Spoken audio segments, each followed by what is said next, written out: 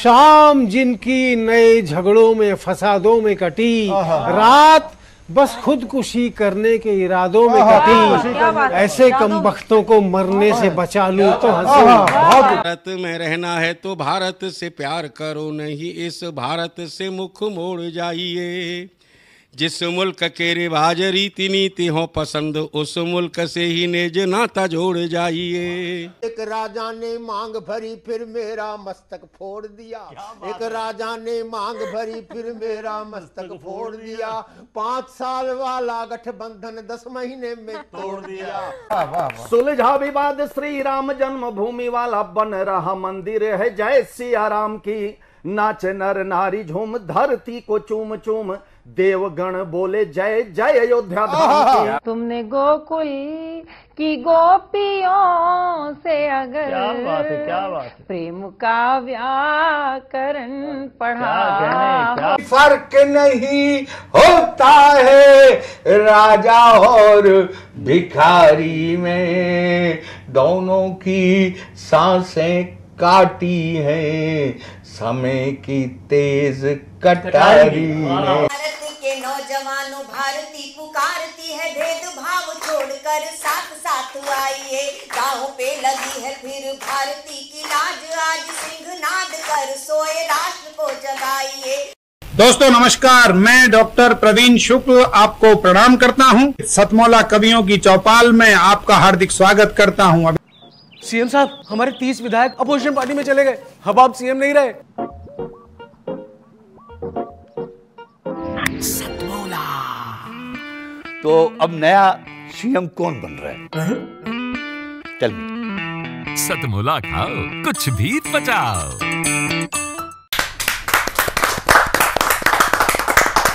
नमस्कार, सतमौला कवियों की चौपाल में आप सभी दर्शकों का हार्दिक स्वागत है। सतमौला कवियों की चौपाल, आपकी अपनी चौपाल। सतमौला कवियों की चौपाल आज बड़े ही हर्ष के साथ आपको जानकारी देते हुए अच्छा लग रहा है, आनंद लग की अनुभूति हो रही है कि आज हमारा कार्यक्रम 19 वर्ष की अनवरत यात्रा पूरी करते हुए अब 20वें वर्ष में प्रवेश करने जा रहा है। 15 अगस्त 2023 को हम 20वें वर्ष में प्रवेश कर जाएंगे। जब ये एपिसोड आपके सामने आएगा, अर्थात 20 तारीख को, तो हम 20वें वर्ष में प्रवेश कर चुके होंगे। यह सब आपके प्यार और आशीर्वाद और सहयोग की वजह से ही ये एक काव्यानुष्ठान इतने समय से चल रहा है।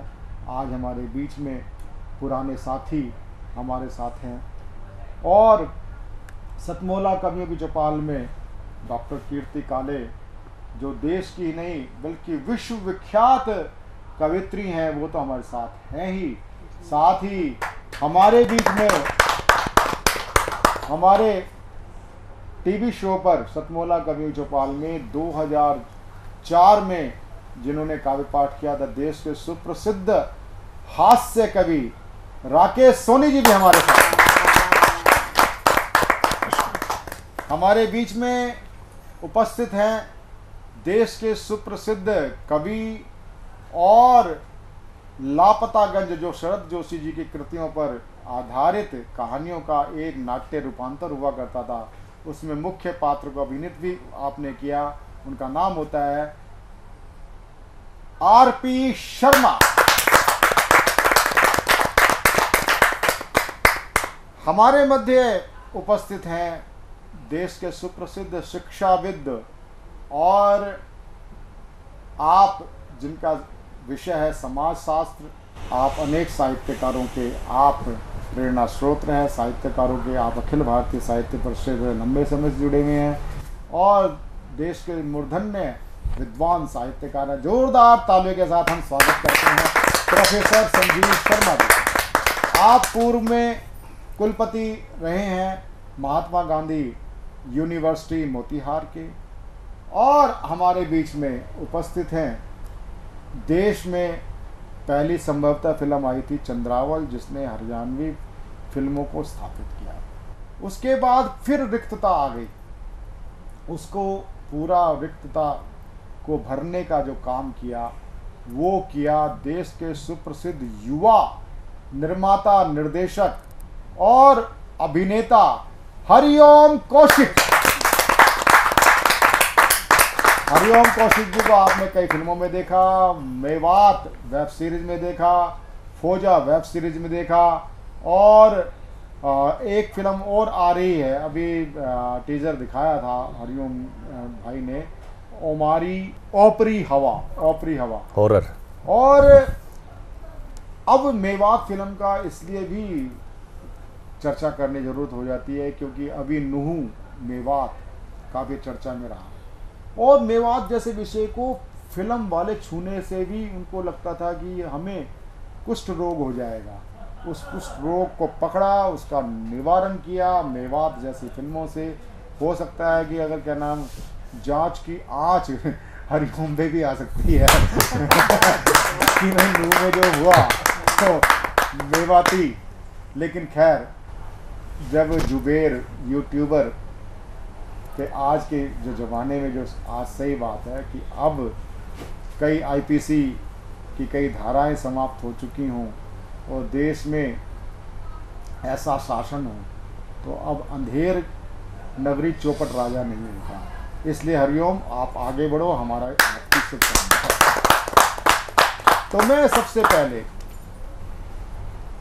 गीतों की मल्लिका, वैसे तो उर्दू का शब्द है लेकिन सौंदर्य की दृष्टि से अगर मैं कहूँ तो गीतों की मल्लिका, और ऐसी गीतकार कवित्री अनूठी जिनकी मैं चर्चा करता हूँ।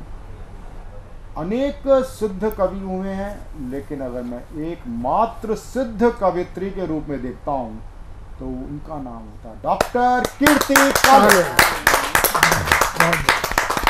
डॉक्टर कीर्ति काले, सबसे बड़ी बात है, आप अनेक कवित्रियों ही नहीं, कवि समाज के लिए आप प्रेरणा का एक स्रोत है। और अभी हाल ही में आपका एक वीडियो बड़ा वायरल हुआ। आप बाबा बागेश्वर धाम के निमंत्रण पर आप उनके कथा पंडाल में पहुंची, और बाबा के अंदर जो एक चपलता है बाल सुलभ, वो चपलता, वो आध्यात्म की दृष्टि और उनको देवीय शक्ति जो किसी की ठठरी तक बजा डालते हैं, वो ऐसा सिद्ध पुरुष जब डॉक्टर कीर्ति काले को सुनता है तो वही उसके अंदर जैसे बच्चा, जैसे एक सुंदर उसके मन भावन कोई चीज या खिलौना मिल जाता है और किलकार करके जैसे वो अपना आनंद प्रकट करता है, ऐसे आनंद प्रदान करने वाली डॉक्टर कीर्ति काले है कि मैं उसी गीत के लिए मैं आपको आमंत्रित करता हूँ। सबसे पहले आज सतमोला कवियों की चौपाल में उसी गीत से प्रारंभ है, जोरदार ताली के साथ हम बहुत बहुत धन्यवाद प्रवीण जी। और मैं सतमोला कवियों की चौपाल को बहुत बहुत साधुवाद देती हूँ। इतने लंबे समय से ये कार्यक्रम चल रहा है और देश और दुनिया की तमाम हस्तियाँ इस मंच पर आ चुकी हैं, तो बहुत बहुत धन्यवाद, बहुत बहुत साधुवाद, बहुत बहुत शुभकामनाएं भविष्य के लिए। जो पंक्तियां आपने कही हैं मैं सुनाती हूँ, मुझे भी बहुत अच्छा लगेगा सुनाने में, सुनिएगा। स्वागत है। अयोध्या में अगर ढूंढोगे तो श्री राम मिलते हैं, जो वृंदावन में ढूंढोगे तो फिर घनश्याम मिलते हैं। बहुत अच्छे, बहुत अच्छे। अगर काशी में ढूंढोगे तो भोलेनाथ मिल जाएंगे। क्या बात है, क्या बात है। मगर माँ बाप के चरणों में चारों धाम। वाह वाह वाह वाह वाह वाह वाह वाह वाह वाह वाह वाह वाह, बहुत अच्छे, बहुत अच्छे, वाह।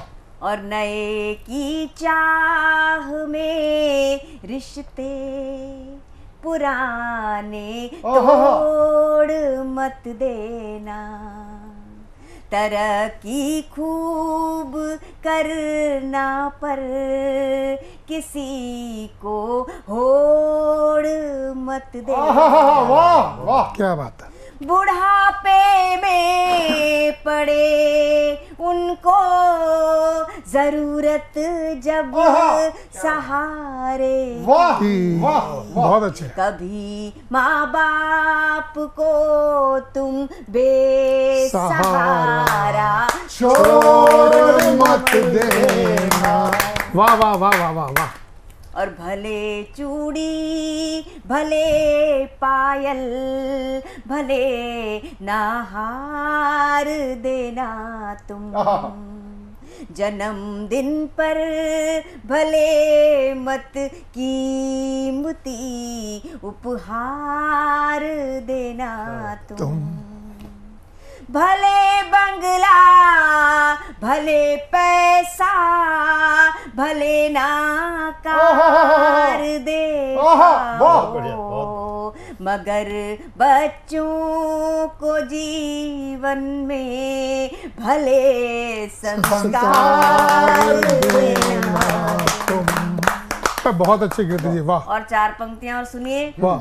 आजकल बफे सिस्टम हो गया है, सब लोग खाना खाने जाते हैं, हम लोग भी तब देखते हैं कि अपने अपने प्लेटों में इतना सारा खाना भर लेते हैं और उसके बाद वो खाया नहीं जाता और वो वेस्ट हो जाता है। तो ये 4 पंक्तियां मेरी नोट कर लीजिएगा। अमीरी की किताबों में फसाना तक नहीं मिलता, सिवा फुटपाथ के कोई ठिकाना तक नहीं मिलता। भरी थाली में तुम पकवान जूठे छोड़ देते हो, कई लोगों को तो भरपेट खाना। वाह वाह वाह वाह वाह। सतमोला कवियों की चौपाल में आज बहुत ही मुझे आनंद लग रहा है कि मेरे बहुत पुराने साथी, अभी काफ़ी टाइम से आप दिल्ली से बाहर थे, जब दिल्ली आए तो दिल्ली में मैंने इनके लिए खोज में इनके लिए लोग लगाए, बड़े मुश्किल से ढूंढ करके हमारे नज़दीक हमें प्राप्त हुए। बहुत ही हास्य व्यंग के श्रेष्ठ प्रतिमान एक बेहतरीन कवि जिनका नाम होता है राकेश सोनी। राकेश सोनी जी के लिए मैं अपने चाचा जी राजेंद्र राजा जी की कुछ पंक्तियां निवेदित करते हुए उनको आह्वान करना चाहूँगा कि हाई कमान ने भैया जी को पार्टी से निकाल दिया, हाई कमान ने भैया जी को पार्टी से निकाल दिया, यानी कि हीरे को कांच समझ नाली में डाल दिया। फिर भी भैया जी ने हार ना मानी, झट पान की दुकान लगा ली। ये देख मेरी धर्म पत्नी बड़े दुखी स्वर में बोली, देखो जी भैया जी देश की सत्ता कोठी बंगला कार से चलाते थे और आज पान की दुकान लगा रहे हैं। मैंने कहा अरे बेवकूफ, कि पहले भी चूना लगाते थे और आज भी चूना लगाते हैं। चूना लगाने के लिए राकेश सोनी जी। धन्यवाद प्रवीण भाई। सफर सतमोला कवियों की चौपाल का इतना लंबा चल रहा है। 18 साल पहले मैंने कविता कही थी, उन दिनों सास बहू के सीरियल बहुत चल रहे थे और मजे की बात है आज 18 साल बाद हमारा कवि सम्मेलन और ये प्रोग्राम भी चल रहा है और सास बहू के सीरियल भी चल रहे हैं। उस समय कहा था कि सास बहुओं के सीरियल भी महान है, टेक्निकल फॉल्ट ये है सासें बहुओं से ज्यादा जवान है। ये सीरियल हम पतियों को छलते हैं, समय पर खाना नहीं मिलता, पत्नियों को फैशन के ट्रेंड पता चलते हैं। इंतहा तब हो गई, पिछले दिनों घर में चोर आया, रामू काका ने शोर मचाया, बहन जी चोर आया, संकट की घड़ी है। बोले यार तुलसी को कैंसर हो गया, तुझे संकट की पड़ी। वाह। चोर फिर आया, माँ जी चोर तो बहने ले जा रहा, आपका पुराना सेट ले जा रहा। बोले ले जाने दे, अच्छा मैं तो शुक्र मनाऊंगी, जैसा परसों पार्वती ने पहना था वैसा नया सेट बनवाऊंगी। वाह।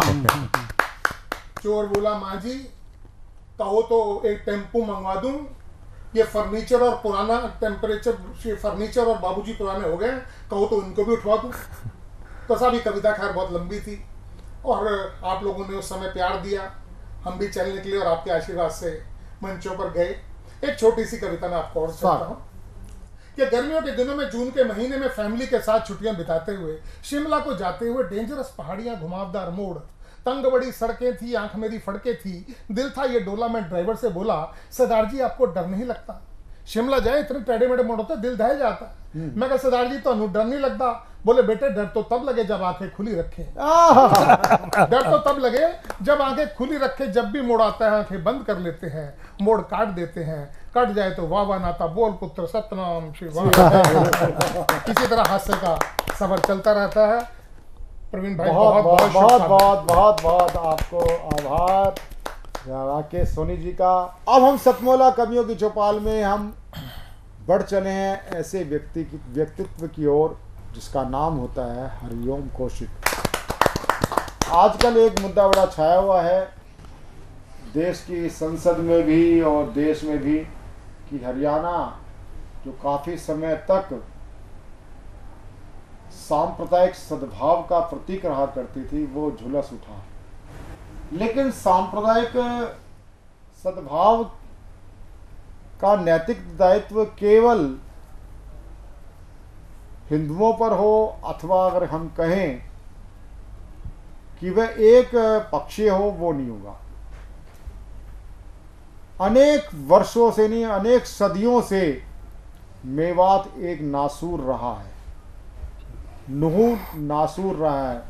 मेवात नूह यहाँ तक वो गुरुग्राम तक वो हिंसा फैली और वो एकदम तो थी नहीं। मोनू मानेसर हो, चाहे किसी प्रकार के ये चरित्र रहे हों और मुल्ला मौलवियों के खतरनाक पिट हों, उसने आग झुलसाने का काम किया। इसी प्रकार के घटनाओं को लेकर के एक फिल्म आई मेवात वेब सीरीज और उसके प्रोड्यूसर, निर्माता, निर्देशक, कथाकार हरिओम कौशिक जी हमारे बीच में है। जोरदार ताली के साथ हम उनका स्वागत करें। सबसे पहले मैं हरिओम कौशिक जी आपसे मैं जानना चाहूँगा कि ये जो फिल्म मेवात है इसकी स्टोरी लाइन बताने की कृपा करें कि ये क्या है, क्या इसका कनेक्शन जो आज नूह में हुआ उससे आप देखते हैं क्या? जी, ये बेसिकली मैं इसका निर्माता हूँ और निर्माता का यही होता है कि ऐसे कंटेंट पे पैसा लगाया जाए जिसको लोग देखना चाहते हैं और जो सच के करीब हो। और इसके जो राइटर डायरेक्टर हैं वो मेवात से ही हैं और वारिस नाम है उनका और उन्होंने इस वेब सीरीज़ को स्टेज ऐप के लिए वहाँ पे रिलीज़ किया, बनाया। तो यही होता है कि देखो हमारी लाइन में क्या होता है कि ऐसे विषय को चुनो जो कि सार्थक और समाज को उस सच्चाई के नज़दीक लेकर जाए। तो मेवात साइबर क्राइम के नाम से जाना जाता है और फ्रॉड के नाम पे जाना जाता है, तो उसी चीज़ों को दिखाने की कोशिश की है। और उसका एक दूसरा पक्ष भी है, जो लड़का वारिस मुस्लिम लड़का है और वहाँ के मुस्लिम एक्टर बहुत प्यारे लोग, बहुत अच्छा अभिनय, बहुत अच्छी टीम बनी। लेकिन वहाँ पे एक बहुतायता जिसको बोलें या फिर बहुत सारे ऐसे निकम्मे नकारा लोग कहूँगा जिनको, जो इस अच्छे कामों को छोड़कर जितने भी काम बचते हैं उनको सिरे चढ़ाते हैं और उस वजह से जो अच्छे जो लोग हैं मेवात के उनके ऊपर भी कलंक लगता है। तो मैंने तो बड़ा आग्रह किया और मेरा तो ये मानना है कि जो अच्छे लोग हैं उनको, वो जो फ्रॉड करते हैं, जो ऑनलाइन फ्रॉड करते हैं, उनको बिठाकर उनको पीटना चाहिए पहले तो, कि उनकी वजह से पूरा मेवात बदनाम हो रहा है ना। सरकारों और हम जैसे बाहरी लोगों को तो बाद में जाना चाहिए कि चाहे वो परसेंटेज 1 हो, चाहे 99 हो, चाहे 100 हो, वो जितनी भी है, तो उनकी वजह से अगर कलंक लग रहा है तो दायित्व तो बनता है वहीं के लोगों का कि वो उनको बताओ, समझाओ। और वो कहते हैं ना, साम दाम दंड भेज दो, भी जो भी अपनाना अपना कर उनको सुधारो। उनकी वजह से देखो आज कितना बड़ा हर एक मुस्लिम आज शक के दायरे में है। तो मुझे लगता है कि, और फिल्मकार का तो देखो यही होता है कि वो ऐसे विषय को चुनते हैं जिसको, जो आज तक देखा ना गया। तो मेवात में आज तक ऐसी कोई मैं जानना चाह रहा हूँ कि ये बात है कि कुछ शरारती तत्व और जो खाली दिमाग शैतान का ऐसे लोग पूरी कम्युनिटी को बदनाम करते हैं, लेकिन जो ऐसे अच्छे लोग हैं क्या ऐसे अच्छे लोग, वारिस भाई जैसे ऐसे अच्छे लोग नौ हिंसा का विरोध भी करते हैं क्या? ऐसा आपको प्रतीत हुआ? वो कम है, पता नहीं पिछले दिनों ऐसा क्यों हुआ कि फिर जिनकी वजह से सारा कांड हुआ उनको गलत कहने वाला कोई है ही नहीं मेवात में। वो पता नहीं क्यों चुप्पी खींच जाते हैं, जबकि मुझे लगता है जैसे अपने गांव में चोरी हो जाती है, वो पूरे हरियाणा की बात कर रहा हूँ, तो क्या होता है जब पुलिस आती है तो सब लोग मिलजुल के कहते हैं ये चोर था भाई, इसको दंड दिया जाए। वहाँ उल्टा होता है, वो छुपाते हैं। तो मुझे लगता है ये नहीं होना चाहिए, आपको एकदम से जो दोषी लोग उनको फ्रंट पर लेकर जाओ। मैं इसमें एक बात कहना चाहूँगा रियो भाई, क्या आपकी जो मेवात सीरीज है उसका विस्तार करने का एक अच्छा अवसर नहीं है? देखो मेरा व्यक्तिगत ऐसा कोई उद्देश्य नहीं था कि ऐसा कोई मेरी सीरीज से, हमारी सीरीज से ऐसा कोई बाउंडर मचे, लेकिन सच्चाई है, सच्चाई तो लोगों तक पहुंचनी चाहिए। और ये हमने 1 साल पहले बनाई थी, अभी शायद पार्ट 2 बन सकती है, स्टेज ऐप के साथ हमारी मीटिंग होनी है। तो बिल्कुल आपने जो पूछा ना कि आज तक वहाँ पे फिल्में नहीं बनी, बहुत कम ना के बराबर, तो वहाँ अनछुए बहुत सारे ऐसे टॉपिक हैं। तो हाँ, जब ये बनाई तो मेरे को भी धमकी आई कि भाई तुम लोग हमारी इमेज ख़राब कर रहे हो, तुम लोग मतलब ऐसी हमारी चीज़ें क्यों बना रहे हो। तो मैंने कहा कि भाई ऐसे गलत तो बना नहीं रहे, आंकड़े हैं, न्यूज़पेपर है, न्यूज़ है, और आप ही के लोग, मतलब सारी चीज़ें हैं। तो मैं जहाँ तक समझता हूँ हरिओम भाई कि ये संयोग नहीं मानेंगे लोग, क्योंकि मेवात पहले से बड़ा शांत था। आपकी फिल्म के आने के बाद ये एक बोलते ना उद्वेग उत्पन्न होना, और जैसे कि वो फिल्म मेवात फिल्म से जो उनकी वही वाली बात है कि लोगों ने धमकियाँ भी दी। तो खैर हम बात करते हैं फौजा फिल्म की। फौजा फिल्म से बहुत मैंने देखा कि आपकी उस फिल्म के बहुत टीजर बड़े पसंद किए गए। फौजा के बारे में बताने का जी, मतलब हर एक एक्टर के कुछ विशेष प्रोजेक्ट होते हैं उनकी लाइफ में, उसमें से एक मेरा फौजा फिल्म रही है, और वो पिछले दिनों थिएटर में काफ़ी लंबे समय तक चली है, और एक वो फौजी की लाइफ के ऊपर आधारित थी। लोगों ने बड़ा प्यार दिया, और मैं सौभाग्य था कि मैं फौजा टीम का हिस्सा रहा, उसमें एक्टर रहा और क्रिएटिव डायरेक्टर रहा। लेकिन दुर्भाग्य ये था कि मैं उसमें विलन था, मेरे को गुंडा बनाया गया उसमें। जो हीरो और हीरो की फैमिली थी उसको मैं पूरी फिल्म में परेशान करता हूँ, तो ये दुर्भाग्य की बात है। लेकिन एक्टर के लिए मुझे लगता है आपके साथ ही हमारे मित्र आरपी शर्मा, आरपी भाई, क्योंकि वो खुद भी अभिनेता है, वो आपसे कुछ प्रश्न करना चाहते हैं। तो बधाई आपको कि आप ऐसे टॉपिक ले रहे हो जिससे समाज में क्रांति लाई जा सकती है, समाज को एक दिशा दी जा सकती है कि क्या गलत है और क्या सही है। एक बात मैं आपसे यही पूछना चाहता हूँ, क्योंकि आज का यूथ जो है वो सारा सोशल मीडिया पे बहुत हावी है, वेब सीरीज़ बहुत देखता है। तो वेब सीरीज़ में आजकल, क्योंकि मैंने एक देखी थी उसके बाद मेरी कभी हिम्मत नहीं हुई वेब सीरीज़ देखने की, कारण ये है कि उसमें जिस तरह की भाषा का प्रयोग किया जाता है, क्या ये आवश्यक है कि उस भाषा का प्रयोग किया जाए, गाली गलौज का प्रयोग किया जाए? क्योंकि हमें अपना गुस्सा दिखाने का तो कई तरीके हैं, बॉडी लैंग्वेज है, कुछ मतलब अगर कोई डांट के चुप भी कर बोल दे तो भी एक कम्युनिकेट होता है कि आप उससे गुस्सा हो। जो गाली गलौज आजकल ज़्यादा हो गई, तो ऐसा क्यों है? क्या बहुत जरूरी है क्या? सार्थक बातचीत आरपी भाई आपने की है, और अब हरियाणवी सिनेमा में हम लोग लगे हुए हैं हर दिन। मेरी अभी भी एक 25 तारीख को स्टेज पे वेब सीरीज आ रही है, ऊपरी हवा, आप लोग देखना। लेकिन जैसे आपको दारू की लत दिलवाता है ना, एक सर्कल होता है जो ये सब धूम्रपान करते हैं, तो वो धीरे धीरे आज थोड़ा सा पैक दे दिया, कल थोड़ा सा उसकी मात्रा बढ़ाएंगे, उसकी लत डाल देते हैं। तो ये जो वेब सीरीज खासकर उन लोगों ने ना धीरे धीरे शुरुआत की, धीरे धीरे थोड़ी थोड़ी गालियाँ दी, थोड़ी थोड़ी नग्नता दिखानी शुरू की, और उसकी मात्रा बढ़ाते गए।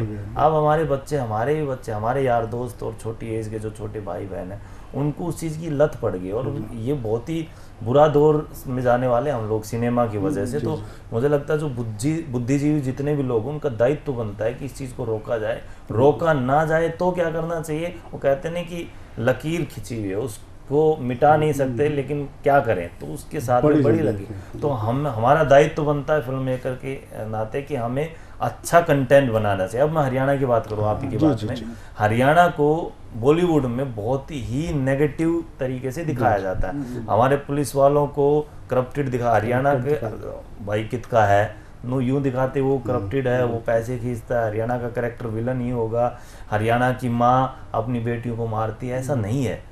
तो वो बना दिया बॉलीवुड ने। एक बार अगर मैं बोलता हूँ मुंबई में हमें हरियाणा से, अरे यार तुम्हारे तो लड़कियों को उठा लेते हैं, नहीं उठाते भाई, हमारे यहाँ कोई नहीं लड़कियों को उठाता। मेरी माँ है, मेरी बहन है, मेरी वाइफ है, मेरी बेटी भी है, कोई नहीं उठाता ऐसे। तो धीरे धीरे ना ऐसा क्या बोलते विमर्श नैरेटिव खड़ा कर देते। तो ऐसे तो ये बड़ा डरावना दौर होता। तो उसमें आप ना बस इस तरीके की बातें ना करके ग्राउंड पे उतरे और अच्छा काम करें। हरिओम भाई, अभी हाल ही में आपने एक फिल्म फेस्टिवल ऑर्गेनाइज किया था शायद रोहतक में, हिसार। तो आप जैसे हम हरियाणा में फिल्मों की बात करते हैं, तो आप हरियाणवी फिल्में पर आप क्या भविष्य देखते हैं? आपकी इसमें क्या भूमिका रहने वाली? वो जो फेस्टिवल था हिसार में, भारतीय चित्र साधना का, जो राष्ट्रीय सत्र पे फेस्टिवल करती है हर 2 साल में, तो इस बार उन्होंने छोटा हर स्टेट का हिसार में किया। और मैं अपना सौभाग्य समझता हूँ कि मुझे उसमें मेन उस टीम में रखा गया कि फ्रंट पे आप रहोगे। तो हमने फिल्में मंगवाई और वही है कि हमने आह्वान किया कि साफ़ सुथरी अच्छी फिल्में हो, तो बहुत मात्रा में हमारे पास फिल्में आई और शॉर्ट फिल्में आई। तो अभी उसका बड़ा आयोजन होने वाला है पंचकुला में। आपको निमंत्रण आएगा फरवरी में, हाँ, भारतीय चित्र साधना का। तो हमारा मेन मोटिव है कि अच्छी भारतीयता को दिखाने वाली, दर्शाने वाली फिल्में आप हमें भेजें। पिछली बार ये फेस्टिवल भोपाल में हुआ था जिसकी फिल्मों की संख्या 1000+ थी। तो हमें लगता है इस बार शायद मेरे ख्याल से इफ्फी के समकक्ष जाके खड़ा हो गया। बहुत बड़ी बात, और क्वालिटी वाइज भी। और साथ ही में हरियाणा में एक ऐप आई है, स्टेज ऐप, जिसने इतना कंटेंट बनवा दिया साहब कि हर डिस्ट्रिक्ट में फिल्में वेब सीरीज बन रही है बहुत आयता के साथ। उन्हीं को देखते हुए, जो हरियाणा में पैसा बहुत है हमारे यहाँ, और जैसे गुड़गांव है, रोहतक है, भरे पड़े हैं, और हमारे जाट भाई तो इतने पैसा है पूछो मत। तो उनको स्टेज ऐप पर कंटेंट बनने लगा, लोगों ने प्यार देना शुरू किया, तो उन लोगों ने इंडिपेंडेंट प्रोड्यूसर्स आए। अच्छा, क्या ऐसा लगता है कि जैसे अब वेब सीरीज बनने लगी हैं, अब तो मेरे ख्याल से OTT एंट्रीज अभी आनी शुरू हुई हैं, वो शायद इफ्फी में भी आएंगी और चित्र भारती में भी। इसके लिए भी एक अलग सेक्शन बनाया जाएगा? नहीं बन रहा है तो बनना चाहिए। देखो, क्योंकि मुझे लगा फिल्मों से ज़्यादा वेब सीरीज बनने लग रही है, तो इसके ऊपर तो बिल्कुल अभी मैं एक है ना, क्योंकि ध्यान आ रहा है कि मैं देखता हूँ नजर बट्टू बड़ा चल रहा है। वो उसमें बहुत शानदार कॉमेडी भी है और मोटिवेशनल चीज़ें भी हैं। तो ऐसी चीज़ों के लिए आप भी कोई ऐसी नई वेब सीरीज लेके आ रहे हैं? देखो, हमारा तो विषय चुनते हैं। जैसे पुलिस वालों पे हमने काम किया, अभी मेरी 2 सीरीज़ आनी है जिसमें मैं पुलिस मेन किरदार में हूँ। तो विषय देखो, ऐसा जो समाज को एक दिशा और दशा दे वैसा ही काम करना चाहिए। तो अगर ऐसा हमें लगा टॉपिक, तो बिल्कुल उसको रातों रात शुरू कर दिया जाएगा। अभी मैं एक प्रोजेक्ट कर रहा हूँ अपना बैड बॉयज़ भिवानी। तो हाँ, अभी 19 तारीख से उसका शूट शुरू है। तो आप लोग आइएगा सेट के ऊपर। चलिए, आपका बहुत बहुत आभार। हमारे बीच में ये थे हरिओम कौशिक जी। और हरिओम कौशिक जी के बाद जो सबसे बड़ी हमारी उपलब्धि है इस शो के लिए, मैं उसको एक अचीवमेंट कहूँगा कि हमारे शो के साथ जहाँ फिल्मकार और कलाकार, कविता के पारखी, कवि, साहित्यकार हमारे बीच में सुप्रसिद्ध शिक्षाविद, समाजशास्त्र के आप प्रोफेसर हैं, आपका विषय समाजशास्त्र है, और आप अनेक साहित्यकारों के आप प्रेरणा स्रोत हैं। आप हमारे अखिल भारतीय साहित्य परिषद से भी लंबे समय से जुड़े हुए हैं। आज आपने देश भर से पधारे दूरस्थ क्षेत्रों से, सुदूर क्षेत्रों से हमारे बीच में कवि लोग पधारे। आपने, हरिओम कौशिक जी ने, डॉक्टर कीर्ति काले जी ने, आरती शर्मा जी ने, राकेश सोनी जी ने, आप सब लोग ने संयुक्त रूप से नव गीतकार, नवांकुरों सबको आपने अपना आशीर्वाद प्रदान किया। सतमोला कवियों की चौपाल आपकी बहुत आभारी है। मैं प्रोफेसर संजीव शर्मा जी से आग्रह करूंगा, आप नए बच्चों को अपना आशीर्वाद प्रदान करें। संजीव शर्मा जी। सबसे पहले तो मैं अपने मित्र श्री प्रवीण आर्य जी का बहुत बहुत आभार व्यक्त करता हूं आप सबके बीच में आने के लिए। और इस बात के लिए बधाई देता हूँ कि 18-19 वर्ष तक एक ही कार्यक्रम को चलाया जाना निरंतर निर्बाध, और उसमें लोगों की रुचि बनाए रखना, वैविध्य भी बनाना और विषयों में भी एक विविधता लाना, ये सब संभव किया है। इसके लिए आपको बहुत बहुत बधाई, बहुत बहुत शुभकामनाएं। मुझे ये भी देखकर बहुत ही अच्छा लगा कि देश के विभिन्न भागों से नए रचनाकार इस कार्यक्रम से संबद्ध हो रहे हैं निरंतर, और उसमें स्त्री भी हैं, पुरुष भी हैं, बच्चे भी हैं, बड़े भी हैं, हर आयु वर्ग के हैं। ये विविधता बनाए रखते हैं आप। भारत की विविधता है, ये भारत की पहचान भी है, इसलिए मुझे बड़ा अच्छा लगा। भारत की संस्कृति सभ्यता संसार में सबसे पुरानी है, और हमने संसार में सबसे पहली कविता गाई है। हमारे ऋग्वेद ऋषियों की कविताएं हैं जो उन्होंने प्रकृति की प्रार्थना में लिखी हैं। आदि कवि वाल्मीकि ने तो क्रौंच वध से पीड़ित होकर, दुखी होकर ये कविता लिख दी और आदि कवि हो गए। और आज देखिए इतने वर्षों बाद भी हमारा सामाजिक जीवन बिना कविता के नहीं है, कोई विज्ञापन बिना कविता के नहीं है, कोई हमारे त्योहार बिना गीत कविता के नहीं है। हमारे सुख दुख के सभी अवसरों पर हम कविता गाते हैं। तो वेद का ऋषि कहता है कविर मनीषी परिभू स्वयंभू। कवि मनीषी होता है, परिभू संसार भर के को देखता है, और स्वयंभू होता है, स्वयं अपने आप में व्यक्तित्व है, स्वतंत्र है। तो ऐसे कवियों से भी आपने आज मेरा परिचय कराया, बहुत सारे लोगों को सुनने को मिला, और बहुत सारे ऐसे नए कवि जो लिख रहे हैं उनको जानने को मिला। मैं एक बार पुनः प्रवीण जी का आभारी हूँ। और एक बात कहता हूँ, शिक्षा के क्षेत्र में काम कर रहा हूँ इसलिए विशेष रूप से कि कई बार हम शिक्षा के क्षेत्रों में साहित्यिक गतिविधियों को शिक्षणेतर गतिविधि कहने लगते हैं। हाँ, बिल्कुल। Extra curricular. एक्स्ट्रा करिकुलर का मतलब है शिक्षण से अतिरिक्त। अब राष्ट्रीय शिक्षा नीति ने एक अच्छा काम किया है कि अब एक्स्ट्रा करिकुलर नहीं कहते हम उसे भी शिक्षण का ही माध्यम और अंग मानते हैं। इसलिए, और जो अभी हरिओम जी ने कहा, भारतीय चित्र साधना की ओर से जो काम हो रहा है, ये भी भारत के संस्कार को आधुनिकता के साथ जोड़ने का काम है। इसलिए तकनीक प्रौद्योगिकी हमारी सहायता करे, लेकिन संसार के सबसे पुराने देश और सबसे पुरानी संस्कृति के भावों को जीवित भी रख सके। वेद कहता है सा संस्कृति विश्वा प्रथमवारा, वह विश्व की पहली संस्कृति है। तो हम विश्व की पहली संस्कृति आज विश्व की श्रेष्ठतम संस्कृति बनने की ओर जा रहे हैं। हम विश्व गुरु रहे हैं, अब पुनः विश्व गुरु बनने की ओर प्रयास कर रहे हैं। तो सभी क्षेत्रों में हमारे लोग प्रगति करें, श्रेष्ठ भारत, समर्थ भारत, सशक्त भारत, समृद्ध भारत, स्वस्थ भारत बने। इसी प्रार्थना, इसी कामना के साथ पुनः एक बार सतमोला कवियों की चौपाल के इस कार्यक्रम को बहुत बहुत शुभकामनाएं, बधाई देता हूं, और भाई प्रवीण आर्या जी को इस बात के लिए धन्यवाद, साधुवाद देता हूं कि मुझे इस सबसे जोड़ने का अवसर प्रदान किया। क्या बात। बहुत बहुत आभार प्रोफेसर संजीव शर्मा जी। आप पूर्व में कुलपति आप रहे हैं महात्मा गांधी विश्वविद्यालय मोतीहार के, और अनेक साहित्यकार आपकी प्रेरणा से पल्लवित हुए हैं। और मैं प्रभु से कामना करता हूं कि सतमोला कवियों की चौपाल और साहित्यकारों को, कवियों को आपका मार्गदर्शन प्राप्त होता रहे। अब समय हो गया है सतमोला कवियों की चौपाल में एक अल्प विराम का। अल्प विराम के बाद मिलते हैं सतमोला कवियों की चौपाल में प्रशांत अवस्थी, प्रबल पोतदार और हेमंत शर्मा के साथ। मिलते हैं एक अल्प विराम के बाद।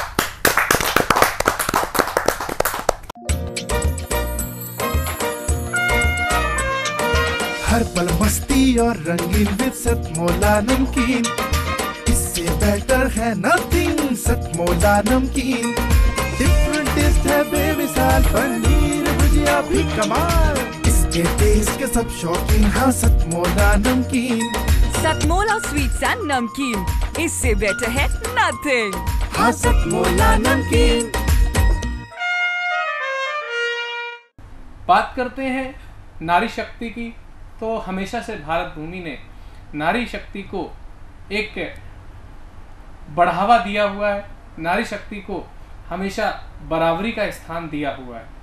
तो ऐसी ही नारी, अभी हमने देखा कि हम स्वतंत्रता दिवस मना रहे हैं, अमृत काल मना रहे हैं, तो उन वीरों की वीर गाथा को वर्णित करने के लिए हमारे बीच में ओज के एक ऐसे रचनाकार जिन्होंने उम्र के तमाम अनुभवों को सम्मिलित करते हुए उस ईश्वर के राजा के नाम को परिलक्षित करते हुए, देवेंद्र को परिलक्षित करते हुए प्रसाद स्वरूप कुछ पंक्तियां हम तक पहुंचाई हुई हैं। मैं बुलाना चाहता हूं ऐसे ही देवेंद्र प्रसाद सिंह जी को कि वो अपनी सिंह गर्जना में हम सबको ओज के मुक्तकों से परिचित कराएं। आइए जोरदार तालियों से स्वागत करते हैं। धन्यवाद। सबसे पहले मैं अपनी लेखनी का आह्वान करता हूँ, ध्यान दीजिएगा कि आज कलम तेरी जय जय हो, आज कलम तेरी जय जय हो, तू ऐसा कुछ खास लिखे, भारत की आवाज बने तू, जन जन का विश्वास लिखे, शीश कलम बेशक हो जाए, शीश कलम बेशक हो जाए, किंतु नहीं झुकने पाए, भारत के उगते सूरज का तू स्वर्णिम इतिहास लिखे, भारत के उगते सूरज का तू स्वर्णिम इतिहास लिखे। और मेरी लेखनी का धर्म क्या है वो भी मैं आपको एक बार बता देता हूँ। स्वागत है। कि चूर अहम में हो जब सत्ता पद लोलुप हो जाती है, कि चूर अहम में हो जब सत्ता पद लोलुप हो जाती है, धर्म ध्वजा के पहरेदारों में खामोशी छाती है, अच्छा है।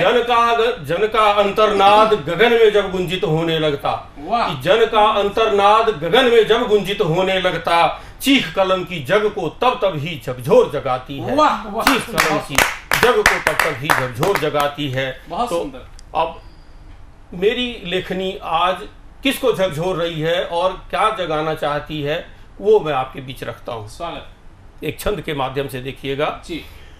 कि सभ्यता प्राचीनतम संस्कृति का परचम लहराता जग में हमारा हिंदुस्तान है, कि सभ्यता प्राचीनतम संस्कृति का परचम लहराता जग में हमारा हिंदुस्तान है, हिमगिरी ताज है तो पयोधी पखारे पाँव, हिमगिरी ताज है तो पयोधी पखारे पाँव, नभ में तिरंगे से हमारी पहचान है, कि पहचान हरने को ध्वज हरा करने को, ध्यान दीजिएगा, पहचान हरना है ध्वज हरा करना है, कि पहचान हरना है ध्वज हरा करना है, यही कुछ दानवों का दिली अरमान है, इसलिए आए और हिंदुत्व बचाएं, क्योंकि भगवा है तभी तक तिरंगे में जान है, भगवा है तभी तक तिरंगे में जान है। और ठीक है, हिंदुत्व की रक्षा करनी है, लेकिन उसको किस प्रकार से करनी है वो आपके बीच में कुछ रखता हूं मैं बातें अपनी। कि भरमा न पाए कोई टोपी या लंगोटी वाला, कि भरमा न पाए कोई टोपी या लंगोटी वाला, इसलिए धर्म ज्ञान लीजिए व दीजिए, मानव शरीर है तो धर्म प्राण के समान, कि मानव शरीर है तो धर्म प्राण के समान, बिना धर्म नर पशु के समान ही जिए, कि धर्म को बचाएंगे तो आपको बचाएगा वो, धर्म को बचाएंगे तो आपको बचाएगा वो, हिंदुत्व की रक्षा है तो धर्म युद्ध कीजिए, कृष्ण सारथी बनेंगे पार्थ बनिए तो सही, कि कृष्ण सारथी बनेंगे पार्थ बनिए तो सही, संशयों को त्याग कर कर धनु लीजिए, संशयों को त्याग कर कर धनु लीजिए।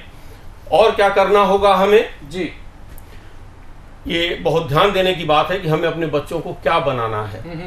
कि बालकों को कूल डूड बालिकाएं हाफ न्यूड, कि बालकों को कूल डूड बालिकाएं हाफ न्यूड, सेक्सी हॉट जैसे व्यवहार न सिखाइए, दीपिका करीना और सारा खान की बजाय झांसी वाली रानी की कहानियां सुनाइए, कि महाराणा जैसे वीर शिवा जैसे रणधीर, कि महाराणा जैसे वीर शिवा जैसे रणधीर, इनको पड़ोस नहीं घर में बनाइए, और राष्ट्र धर्म संस्कृति की रक्षा हेतु राम कृष्ण चित्र नहीं अपने चरित्र में भी लाइए, चित्र नहीं अपने चरित्र में भी लाइए। और अंत में मैं हिंदुस्तान के सभी सनातनी भाइयों बहनों से एक आह्वान करना चाहता हूँ। स्वागत है अब्दुल। इसमें मैं बार बार धर्म युद्ध की बात कर रहा हूँ। धर्म युद्ध का अर्थ किसी भी हिंदू मुस्लिम सिख ईसाई से नहीं है। धर्म युद्ध कहा गया था महाभारत को, वो सत्य और असत्य के बीच का युद्ध था, जबकि भाइयों भाइयों के बीच लड़ा गया था। तो मैं एक आह्वान चाहता हूं आप सभी सनातनी भाइयों बहनों से कि धर्म युद्ध आरंभ हुआ, कि धर्म युद्ध आरंभ हुआ, हर तरफ बजी रणभेरी है, मर्यादा की हदें लांग कर अरि ने आंख तरेरी है। तो बांध तीर तूणीर शीश पर कफन पहन भगवा बाना, पार्थ संभल गांडी वो उठा, कस प्रत्यंचा जय तेरी है, कस प्रत्यंचा जय तेरी है। धन्यवाद। बहुत सुंदर। दद्दू डीपी सिंह जी ने अभी हम सबके बीच में जो अपनी शौर्य की रचना प्रस्तुत की, इस रचना में उन्होंने कहीं पर भी ऐसा नहीं प्रतीत होने दिया कि कहीं भी हल्कापन है।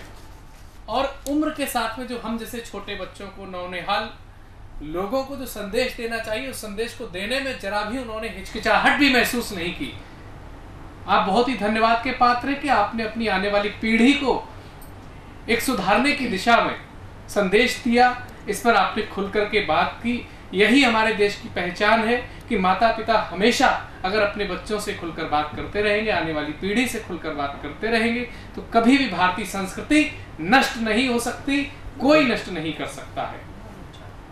भारतीय संस्कृति हम सबको वसुधैव कुटुंबकम की भावना में भी बांध के रखती है। हम विभिन्न धर्म, जाति, संप्रदाय को मानने के बावजूद भी हमको अपना राष्ट्र सर्वोपरि होना चाहिए। और उसी राष्ट्र की एक ऐसी बेटी को मैं आमंत्रित करना चाहता हूँ, दिल्ली की एक बहुत ही शानदार कवित्री जिनका कि नाम होता है पूजा भारद्वाज, आप सबके बीच में प्रस्तुत है अपनी वीर रसी कविता। बहुत बहुत आभार जी। पूजा भारद्वाज भारतीय हूँ, भारत में रहती हूँ, हिंदू हूँ, हिंदुस्तानी दिल रखती हूँ। आप सभी के सामने अपना नमन करती हूँ, तिरंगे के सामने अपना सर झुकाते हुए अपनी माँ भारती के लिए समर्पित अपनी एक रचना करती हूँ। जी स्वागत है जी। शहीदों की माओ की बड़ी दुर्लभ कहानी है, समंदर है आँखों में पर ना बहता पानी है, फौलादी सीने से बहती गंगा की धारा, जन्म देती है वीरों को जो लिख देते कहानी है, जन्म देती है वीरों को जो लिख देते कहानी है। जलियांवाले बाग का वो भीषण मंजर तो देखो, कण कण में खून बिखरा दर्द भरी कहानी है। आज़ादी के वीरों की होती बस जवानी है, भारत माँ की हो जय जय यही गाथा सुनानी है, भारत माँ की हो जय जय यही गाथा सुनानी है। उस सिंह की दाहा को आओ मैं सुनाती हूँ, घर में घुसकर जब मारा वो डायर बताती हूँ। भारत माँ की भक्ति में मैं अपना शीश नवाती हूँ, ऊधम सिंह सेनानी की ये गाथा सुनाती हूँ, ऊधम सिंह सेनानी की ये गाथा सुनाती हूँ। भगत सुखराज देव की कहानी पर मैं आती हूँ, पाँव में थी जंजीरें फिर भी आज़ाद बताती हूँ। भगवा चोला धारण कर वे फांसी पे आए थे, नारे इंकलाब के से भारत को जगाया है, नारे इंकलाब के से भारत को जगाया है। मैं अपने शहीदों को नमन करते हुए आखिरी अंत कहती हूँ, नमन तुमको शहीदों है ये भारत तुमको कहता है, केसरिया रंग के भीतर तुम्हारा जज्बा रहता है, तुम्हारे खून से सिंचकर हरी हो पाई ये धरती। नमन सत नमन वीरों ये तिरंगा तुमको कहता है, नमन सत नमन वीरों तिरंगा झुक के कहता है। जय हिंद, जय भारत। पूजा जी की इस शानदार गीत को सुनने के बाद में ये लग रहा था कि भारत माँ के बेटों की शहादत को भारत माँ की एक बेटी ने रत्नों के जैसे तराश करके गीत में पिरोया है और बड़े ही सौम्य तरीके से इन्होंने सुनाया। और इसके बाद में मैं दिल्ली से पधारी हुई आदरणीय कमलेश तुली जी को प्रस्तुत करूंगा। वो पिछले काफ़ी वर्षों से लिख रही हैं और आप आकाशवाणी दिल्ली में कैजुअल टॉकर रह चुकी हैं। विभिन्न समय समय पर आकाशवाणी से इनकी कविताएं प्रसारित होती रही हैं और एक बहुत अच्छी बात इनके साथ ये है कि इनकी रचनाएं महाराष्ट्र सरकार द्वारा पाठ्य पुस्तक में भी स्थान मिला है। तो आप इन्हें सुनेंगे, इनकी कविताओं को सुनेंगे। आप स्वतंत्रता दिवस के ऊपर, वीरों के ऊपर एक कविता सुनाएंगी, आज प्रस्तुत करेंगे आदरणीय कमलेश तुली जी। नमस्कार, मैं बहुत भाग्यवान हूँ, मुझे साधना चैनल में कुछ अपने मन के विचार व्यक्त करने का अवसर मिला है। तो आज मैं शहीदों के नाम 2 पंक्तियाँ सुनाऊंगी। आज़ादी का हम 76वां वर्ष अमृत महोत्सव मना रहे हैं और आज़ादी के मायने ऐसे नहीं है हम झंडा लटका दें और उसके गीत गा लें, संदेश भेज दें, नहीं, हमें झंडे के नीचे जो प्रण किए हैं उसको भी पूरा करना है। और आज़ादी जो हम मना रहे हैं वो शहीदों की शहादत की वजह से मना रहे हैं। जी, अच्छे विचार हैं आप। उनके लिए ही मैंने 2 पंक्तियाँ लिखी हैं शहीदों के नाम। करती हूँ नमन वीरों को, सरहद पर जो लड़ते हैं। करती हूँ नमन वीरों को, जो देश की रक्षा करते हैं। घायल होकर भी दुश्मन को कभी पीठ ना दिखलाते हैं। भारत की रक्षा करते वीर गति पा जाते।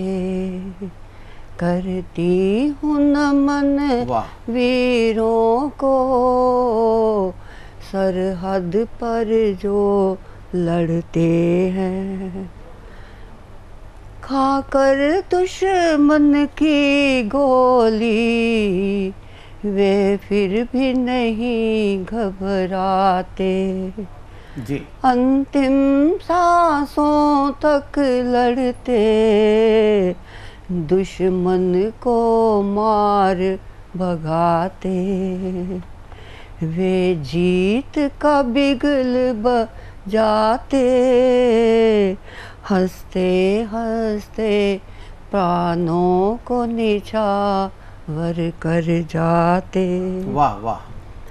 बर्फीली चोटी पर बैठे, फिर भी वे मस्त मस्त रहते हैं। दुश्मन की घात लगाए, बर्फों में समा जाते हैं। वाह वाह। भारत माता को गर्वित करते, चुपचाप विदा ले जाते। करती हूँ नमन वीरों को, जो भारत की रक्षा करते हैं। वाह, प्रशंसनीय। हम खेले रंगों से होली, वे खेले खून की होली। हम गीत फाग के गाते, वे गीत वतन के गाते। भारत की रक्षा करते, हंसते हंसते विदा हो जाते। उत्तम उत्तम। करती हूँ नमन वीरों को, सरहद पर जो लड़ते हैं। है धन्य धन्य वे माए, जिन वीर सपूत है जाए।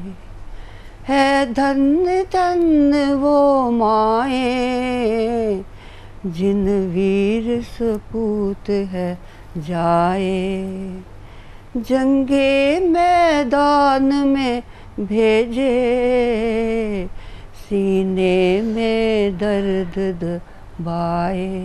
वाह क्या चित्रण है। वे लौट के घर नहीं आए, माँ बैठी बाट लगाए। वे लौट के घर नहीं आए, माँ बैठी बाट लगाए। करती हूँ नमन वीरों को, जो भारत माँ की रक्षा करती। बहुत अच्छे शब्दों का उपयोग किया, बहुत अच्छे शब्दों का। जी स्वागत है। अब इजाज़त हो तो 2 पंक्तियाँ मैं सावन आपका स्वागत पर लिख के लाई हूँ। तो सावन ने मनाया तो क्या हुआ, माहौल काफ़ी गमगीन हो गया है, लेकिन समय चलता रहता है, हमें शहीदों को भूलना नहीं चाहिए। जी तो स्वागत है। मेरी 2 पंक्तियाँ है सावन गीत। नन्ही नन्ही सावन की बूंदन लगा मन, झूमन बरसन लागी मेरे आंगना। वाह वाह। काली बदरिया घिर घिर आई, मौसम ने भी ली अंगड़ाई। खेतों में हरियाली चादर बिछाई, प्रकृति का बजने लगा नाद, बरसन लागी मेरे आंगना। नन्ही नन्ही बरखा की बूंदन लगा मन, झूमन बरसन लागी मेरे आंगना। म्यूरा भी वन में शोर मचाए, मन भावन को लगा रिझाने। बिरहन में साजन की लगन जगाए, आ जाओ प्रीतम हमार, बरसन लागी मेरे आंगना। अच्छा चित्रण, अच्छा किया। बागों में पड़ गए सावन के झूले। वाह वाह वाह। बागों में पड़ गए सावन के झूले, राधा के संग संग गोपियाँ भी झूले। झूला झूलाए नंदलाल, बरसन लागी मेरे आंगना। नन्ही नन्ही बूंदन ने शिव को जगाया, नन्ही नन्ही बूंदन ने शिव को जगाया। सृष्टि ने शिव जी का वरदान पाया, भोलेनाथ की होए जय जयकार, बरसन लागी मेरे आंगना। भोलेनाथ की होए जय जयकार, बरसन लागी मेरे आंगना। ये थी दिल्ली से पधारी हुई कमलेश तुली जी, जिन्होंने देश प्रेम से प्रारंभ करके और सावन के मन भावन गीत सुनाया और अंत में जाके उसे आध्यात्म से जोड़ दिया। मैं स्वागत करूंगा। वैभवी दिल्ली से हैं, बहुत अच्छी साहित्य से जुड़ी हुई हैं, लंबे समय से साहित्य से जुड़ी हुई हैं, बहुत अच्छी काव्य पाठ करती हैं। तो वैभवी दिल्ली से स्वागत है। आप सभी को नमस्कार और कवियों की चौपाल कार्यक्रम में आप सभी का अभिनंदन है, स्वागत है। मुक्तक से आप सभी को जोड़ने की कोशिश करती हूँ, सुनिएगा। कभी नफरतों को भुला कर तो देखो, मोहब्बत की दुनिया बसा कर तो देखो।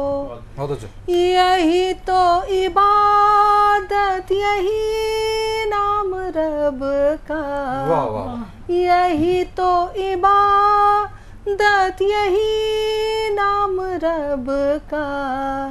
कभी बेकसों को हंसा कर तो दे। शुक्रिया।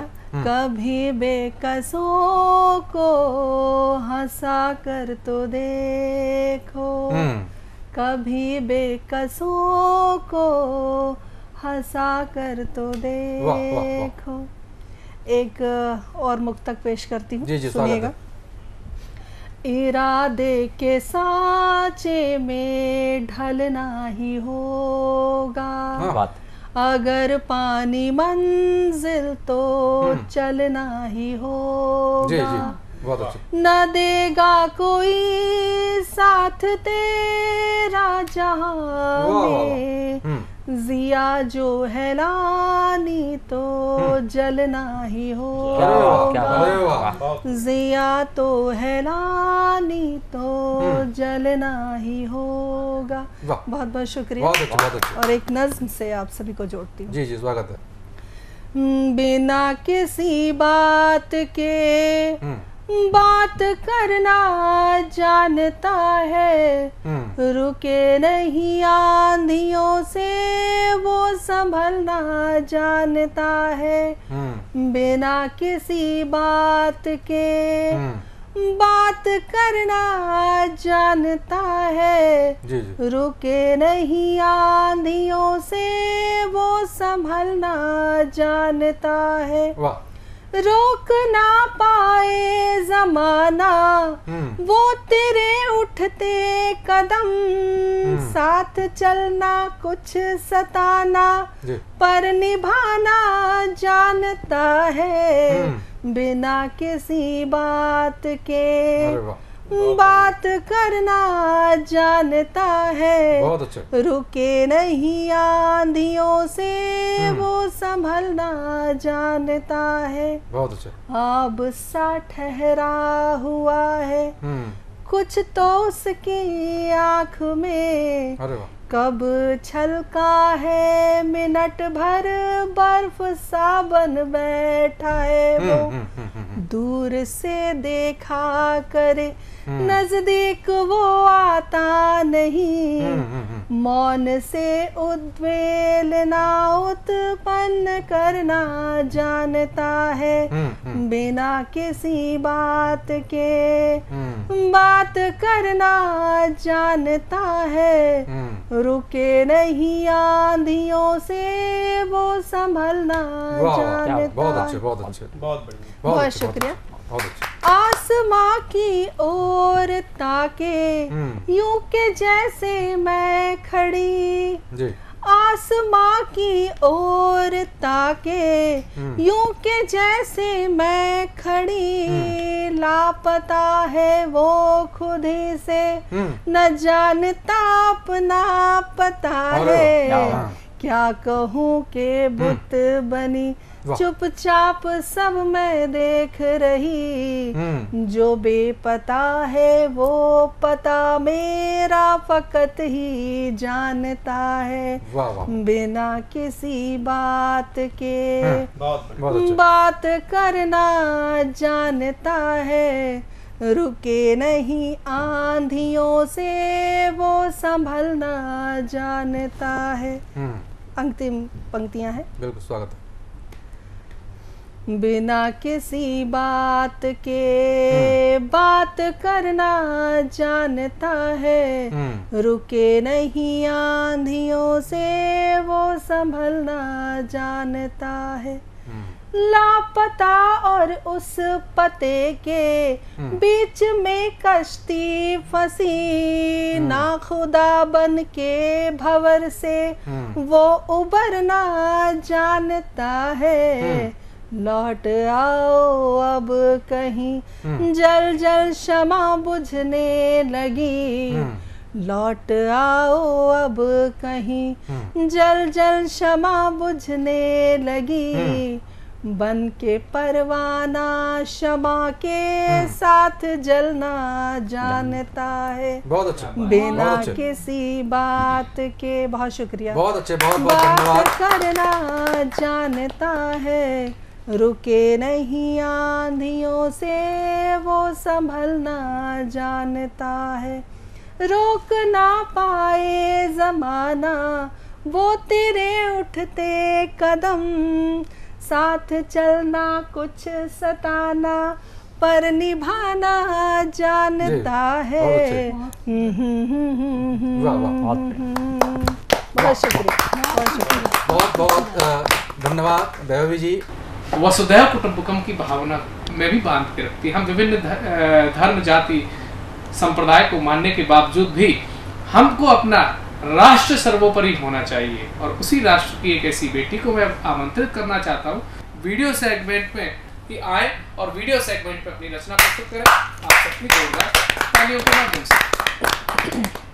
नमस्कार मित्रों, मैं अपनी गीत प्रस्तुत करने जा रही हूँ। तेरे बिन मैं साजना, पानी बिन जो चले तुम आओ ना, चले तुम आओ ना, तेरे बिन मैं साजना, पानी बिन जो चले तुम आओ ना, चले तुम आओ ना,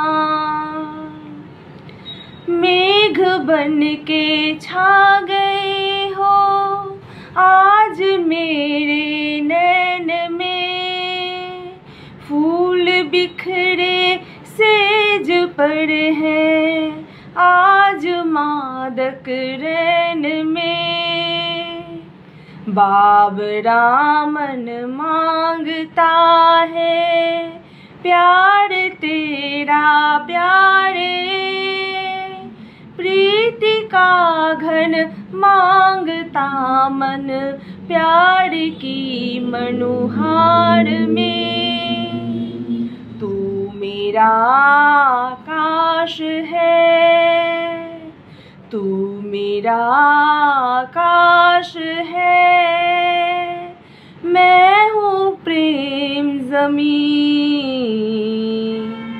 चले तुम आओ ना, चले तुम आओ ना। अब एक रचना गज़ल प्रस्तुत कर रही हूँ, ज़रा सुनिएगा। रही जिंदगी भर बड़ी सादगी से, गुजारा है मैंने हर एक पल खुशी से, न सोचा कभी भी तेरा साथ हो तो कि लड़ना पड़ेगा हमें तीरगी से, है तेरी गली में मेरा रोज आना, नहीं वास्ताब मुझे चांदनी से, बहारों ने छेड़ा है जब गीत अपना, मुझे इश्क होने लगा रागनी से, निगाहें चुराए निगाहें मिलाए कि डरना नहीं है कभी आशिकी से। अगला बंद। सजाई है महफिल यहाँ मैं कशों ने, खुदा ही बचाए यहाँ मैं कशी से, नहीं इश्क होता है आशान यारो, न देखो मुझे इतनी हैरानगी से। मैं अपनी अगली रचना सत्य की राह पर, जो बुद्ध पूर्णिमा के उपलक्ष्य पर गौतम बुद्ध के स्मरण में मैं ये रचना लिखी थी। सत्य की राह पर, शीर्षक सत्य की राह पर। मैं तथागत की धरा में जन्म ली हूँ, जानती हूँ सत्य की राह में असंख्य कंटक है भरा, पर क्यों संभव नहीं मेरा ध्यान में हो मग्न रहना, जबकि मैं धैर्य धरकर लक्ष्य निहित कर्म पथ पर चल पड़ी हूँ। हो कठिन जितनी भी राहें, चलना मेरा निश्चित ही है। हो कठिन जितनी भी राहें, चलना मेरा निश्चित ही है। पर आहत मन रोकता है, क्या यह वही धरा है जो तथागत के चरण धूलि के स्पर्श से खड़ा है। जाने क्यों जिद पर अड़ी हूँ, फिर भी मैं चल पड़ी हूँ उस गतिशील राह पर। अब दुख मिले या सुख मिले, करती हूँ आश्वस्त खुद को। ज्ञान का भिक्षा मिले, मैं वही भिक्षुक बनूं, क्योंकि मैं तथागत की धरा में जन्म ली हूँ और मरूंगी भी तो तथागत की ही धरा पर। जबकि मुझको ये विदित है, मिलेगी एक सुजाता, और फिर राह में दिख जाए अंगुली माल है आता। अच्छाई या बुराई सब यही मिलेगी, यही जग में निहित है। पर मैं यह जानती हूँ कि सत्य की ही जीत होती और झूठ हरदम हार जाता। मोह माया जोगियों सा त्याग कर जो चल दिया था, और पीछे छोड़ दिया अपना धन संपदा वैभव सारा। वो जो किसी के वेदना में व्यथित होता और किसी दूसरे के पीड़ा से है पीड़ित रहता, और जिसे दूसरे के घाव का आभास होता। वो नितांत एकांत होकर चल पड़ा था सत्य की ही खोज करने। युगांतकारी बदलाव लाने के लिए कटिबद्ध था जो, सत्य का वो उपासक धर्म का नव बीज बोता। बुद्धता को प्राप्त कर जो जी रहा इसी सत्य में, बुद्धता को प्राप्त कर जो जी रहा इसी सत्य में, वास्तविक ज्ञान है उसी को मिल रहा। जो पथ निदर्शित बुद्ध की राह में है चल रहा, वास्तविक सत्य का ज्ञान उसे ही मिल रहा है। प्रकाशित उसका जीवन और सदा ही रहेगा, है प्रकाशित उसका जीवन और सदा ही रहेगा। सत्य की राह पर जो सदा चलता रहेगा, सत्य की राह पर जो सदा चलता रहेगा। नमस्कार। अब समय तो इजाजत नहीं दे रहा है, समय कह रहा है कि हमें चलना पड़ेगा, आपसे विदा लेना पड़ेगा। लेकिन दर्शकों, सतमोला कवियों की चौपाल पिछले 1 या 2 वर्ष से नहीं, कोई नई संस्था नहीं, बल्कि 19 वर्षों की एक अनुभवशील संस्था है। और इसने आज हजारों कवियों को मंच प्रदान किया हुआ है जो अंतर्राष्ट्रीय स्तर पर भी अपनी पहचान बना चुके हैं। अगर आप इस सतमोला कवियों की चौपाल में प्रतिभाग करना चाहते हैं, इस सतमोला कवियों की चौपाल के कार्यक्रम पर अपना सुझाव देना चाहते हैं, तो टीवी स्क्रीन पर एक नंबर है 9711182183। मैं हिंदी में दोहराना चाहता हूँ 9711182183। इस पर आप कॉल करें, अपने सुझाव दें, अपने कविता के भाव दें, ताकि आप भी अन्य नवांकरों की तरीके से आकर के देश में अपनी एक पहचान बना सके। मिलेंगे एक नए एपिसोड में, नई ऊर्जा, नए तराने के साथ में। तब तक के लिए जय हिंद।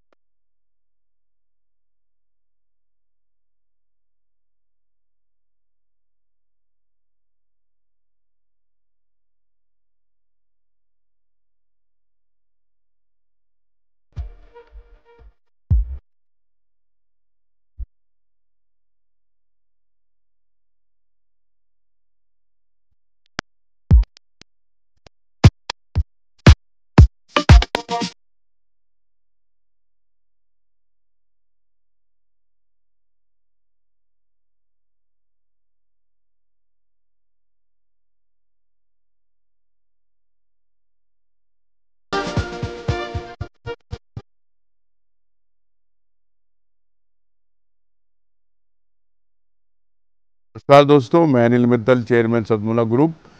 मैं जैसे आप सब लोग जानते हैं कि 2004 के अंदर मैंने सतमोला कवियों की चौपाल आरंभ करा परवीन आर्य के साथ मिलके।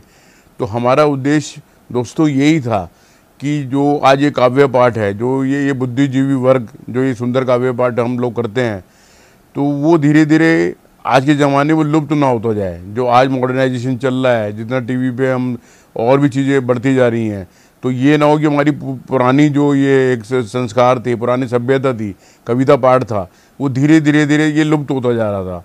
तो इसीलिए हम दोनों ने मिलकर 2004 के अंदर सतमोला की कवियों की चौपाल आरंभ करी, जिसके अंदर हम ऐसा प्लेटफॉर्म देते रहे हैं जिसके अंदर नए से नए कवि जो भी कवि काव्य पाठ है उसमें करना चाहे उसका स्वागत करते हैं हम लोग, उन्हें मौका देते हैं नए नए कवियों को। और आप लोगों से यही निवेदन है कि जो भी चाहे आप पहली बार काव्य पाठ करते हैं तो आप सतमोला कवियों की चौपाल के प्लेटफॉर्म पर आएँ, आप लोगों का स्वागत है। उसके अंदर आप अपनी मौलिक कविताओं को सुनाएं, उनके अंदर जो भी कमी होगी तो हमारे पुराने जो एक्सपीरियंस कवि हैं वो उनको सुधारेंगे और आपको और इम्प्रूव करने की कोशिश करेंगे। आपसे निवेदन है कि सतमोला कवियों की चौपाल में आएँ और अपना काव्य पाठ करें।